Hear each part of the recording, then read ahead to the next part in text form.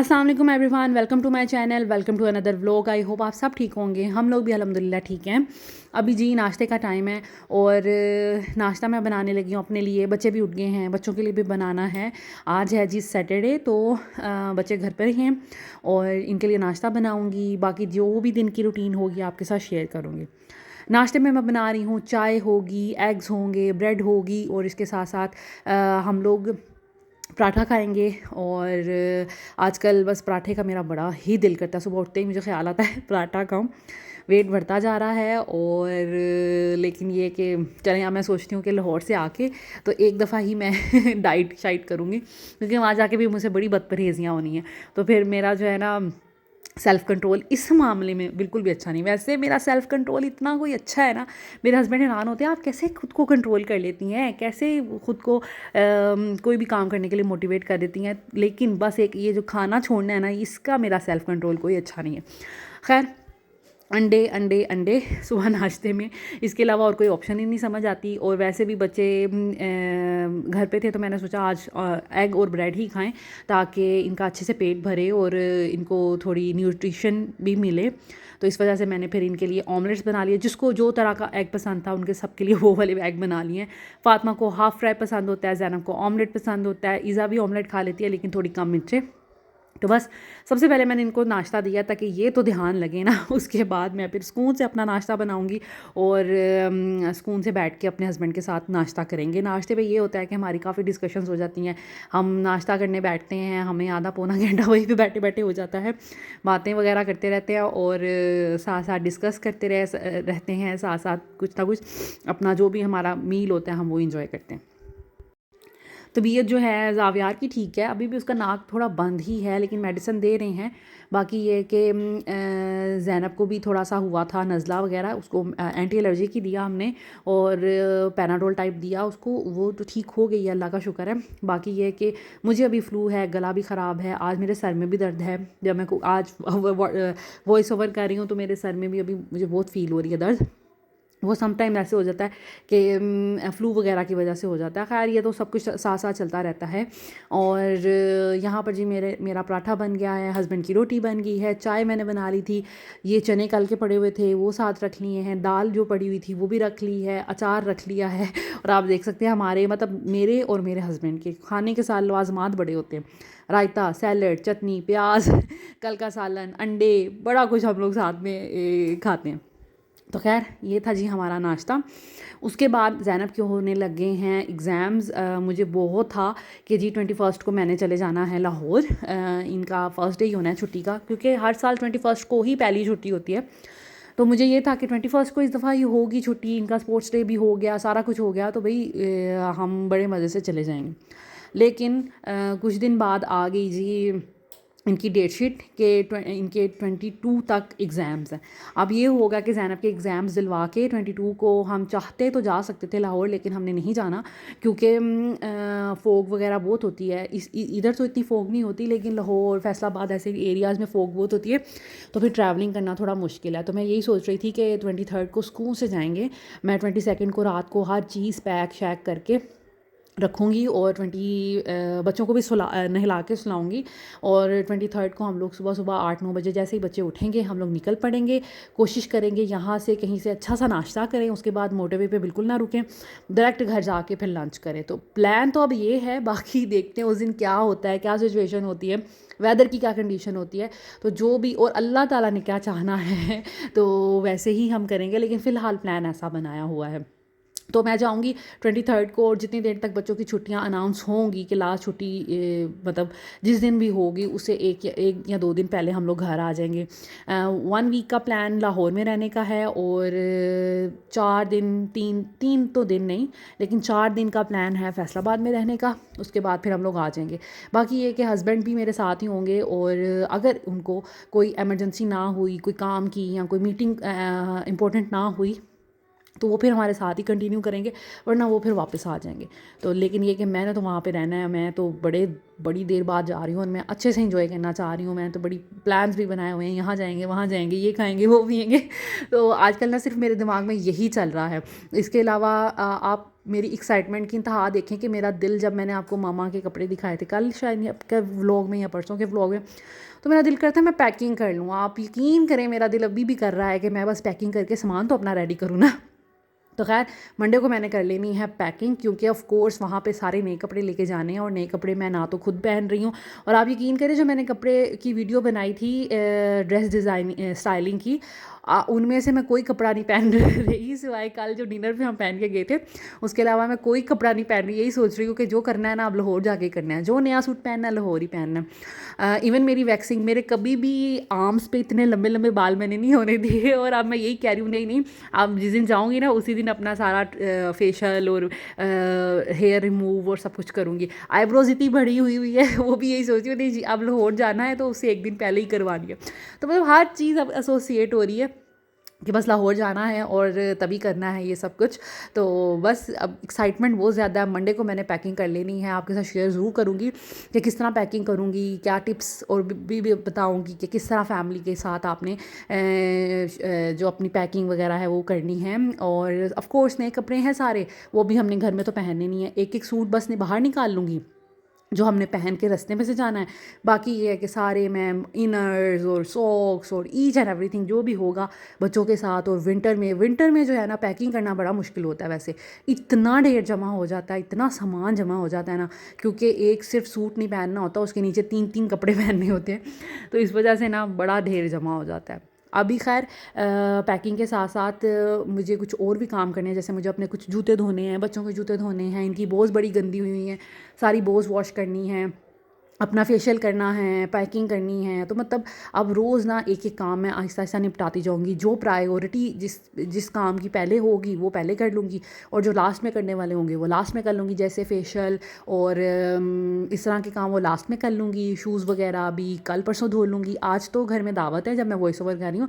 अभी मैंने खाना बना लिया है, अभी थोड़ा सा मेरे पास फारिग टाइम था, तो मैंने सोचा कि वॉइस ओवर करके फटाफट मैं जो व्लॉग है ना वो तो अपलोड करूँ ना।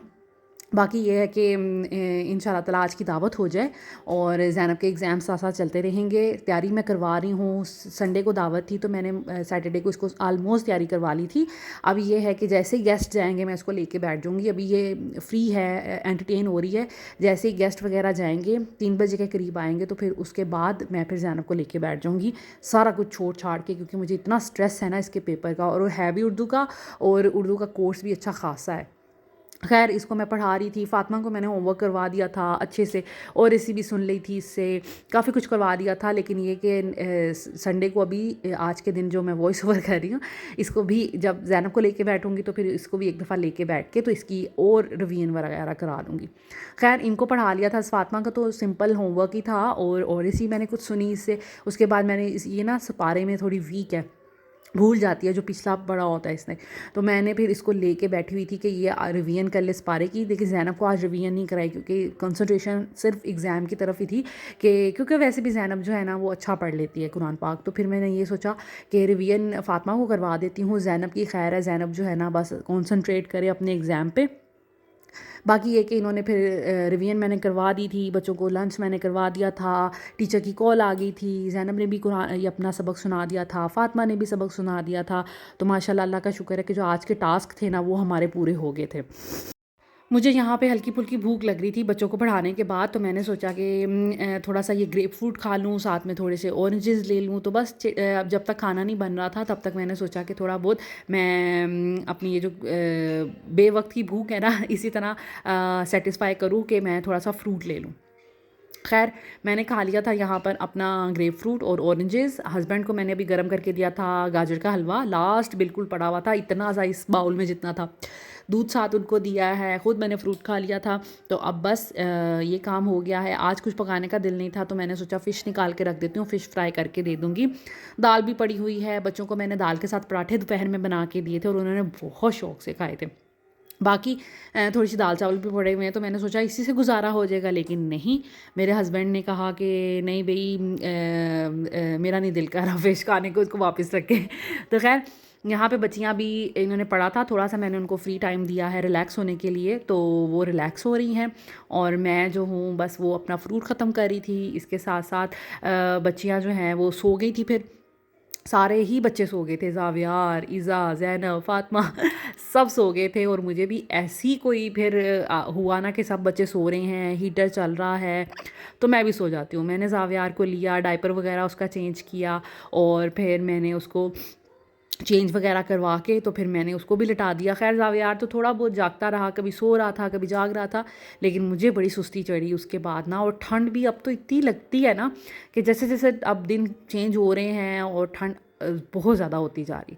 तो यहाँ पर बस ज़ावियार लेटा हुआ था, और किसी ने मुझसे कहा था कि यहाँ पे ना लेटाया करें, गिर जाएगा। तो ऐसा नहीं है, एक तो ज़ावियार बिल्कुल भी अभी मूव नहीं करता, दूसरा ये कि जब मैं डाइनिंग टेबल पर बैठती हूँ चेयर को थोड़ा सा मूव कर लेती हूँ इस तरफ कि मेरा नज़र जो है ना ज़ावियार की तरफ रहे, तो फिर ऐसा कोई सीन नहीं होता। लेकिन ऑफ़ कोर्स मैं पास पिलो रखती हूँ, इसको बिल्कुल एज पे दूसरी साइड पे सुलाने की कोशिश करती हूँ जहाँ से नीचे अगर करवट ले भी तो गिरे नहीं।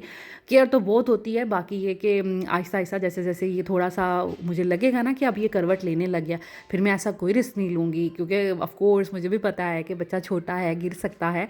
अभी तो बिल्कुल ही वो कोई करवट मूव शूव नहीं करता, जिधर लटाओ उधर ही लेटा रहता है। दैट्स वाई मैं उसको कहीं पर भी लटा देती हूँ, लेकिन आहिस्ता आहिस्ता फिर ऑफ़ कोर्स जैसे बड़ा होगा केयर करनी पड़ेगी।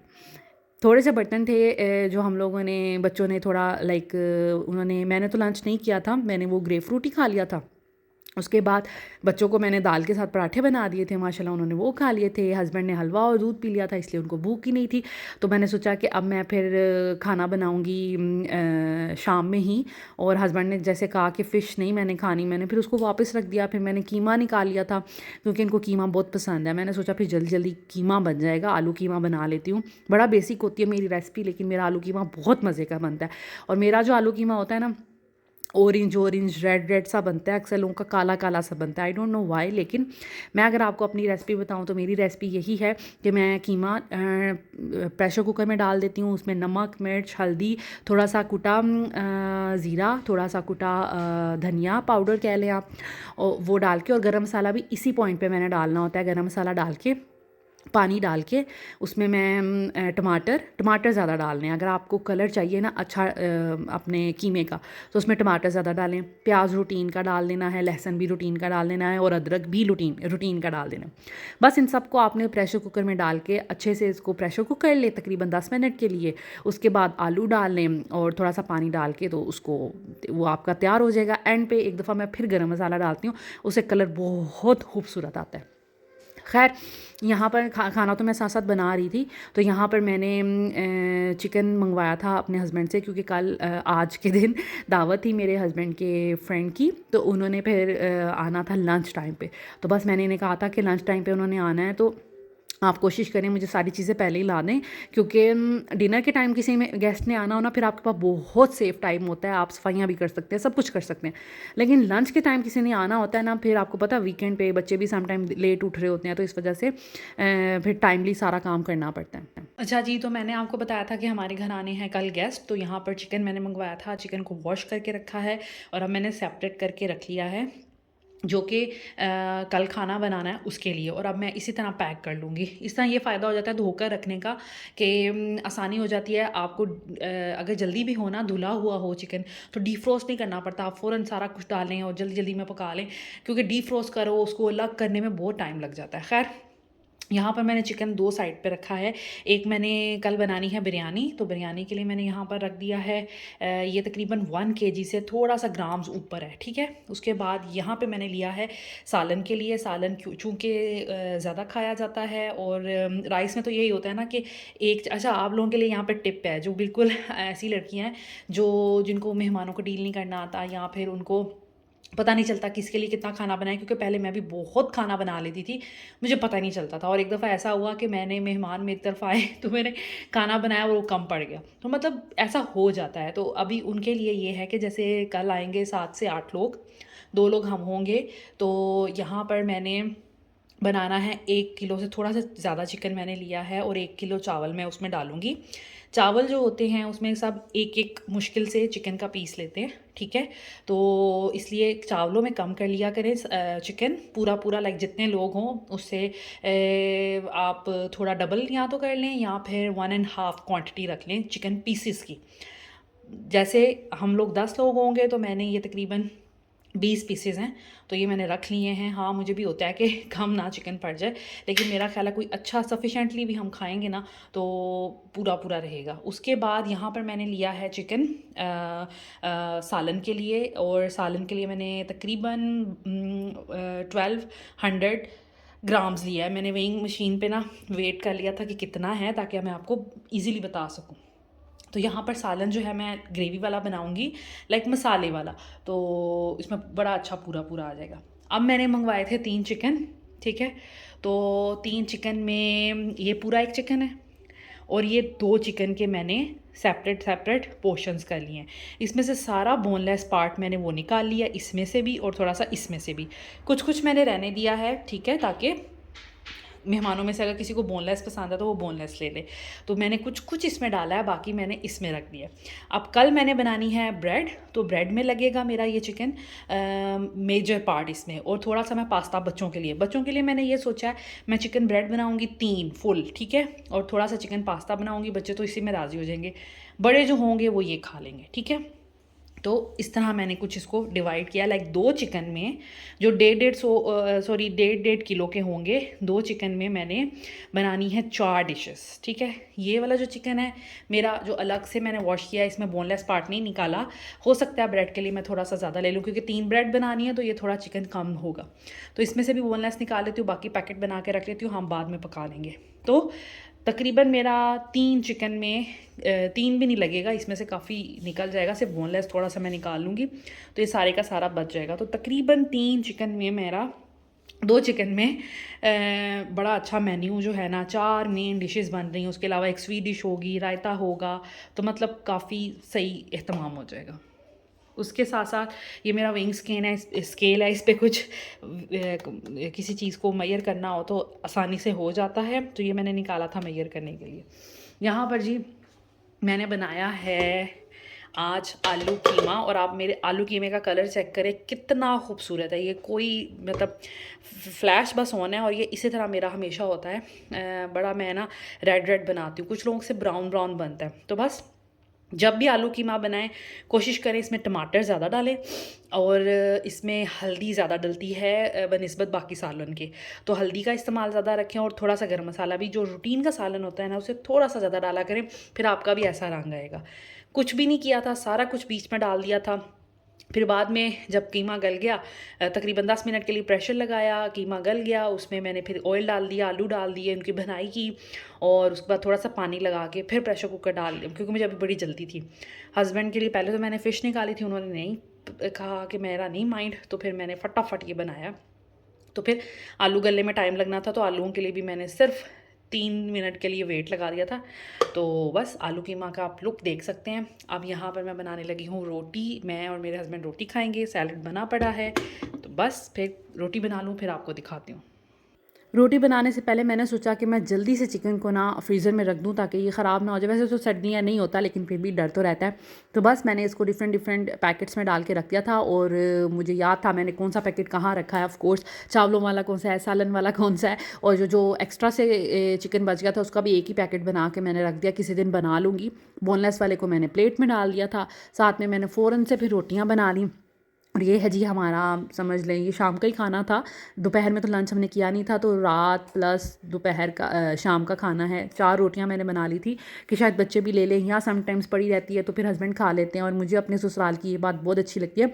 जब मैं नई नई शादी करके गई थी तो मेरे ससुराल में मतलब ये पहले से ही रिवाज था कि एक दफ़ा रोटियाँ बन जाती थी, और उसके बाद फिर सारे जो जिस टाइम पे भी आ रहा है रोटी निकालता था, सालन गरम करता था, और सब खा लेते थे। तो मुझे इतना अच्छा लगता था कि ये लोग तो भी जन्नती हैं कि हमारे घरों में तो ये होता है कि तवे से अभी रोटी उतरे और मुंह में डले, इस तरह होता है कि ताज़ी रोटी और पड़ी रहे तो कोई बच्चा भी नहीं खाता। तो मुझे भी ये आदत पड़ी हुई थी कि ताज़ी रोटी खानी है। लेकिन जब मैं अपने ससुराल में आई, मैंने उनका एक कल्चर देखा, मैंने कहा ये तो बड़ी अच्छी बात है। हमारे घर में तो औरतें हर वक्त, एक बच्चा भी भूखा है ना उसके लिए भी अलग से रोटी बनानी है।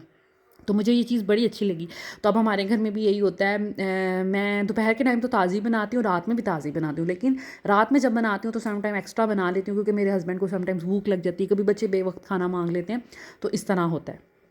So this is it. I hope आज का व्लॉग भी आपको अच्छा लगेगा। अच्छा, कल का व्लॉग देखना ना भूलिएगा, कल दावत का व्लॉग है, तो आपको बहुत सी अच्छी रेसिपीज़ भी मिलेंगी और देखने में भी मज़ा आएगा। तो thank you so much for watching this video. Take care. अल्लाह हाफिज़।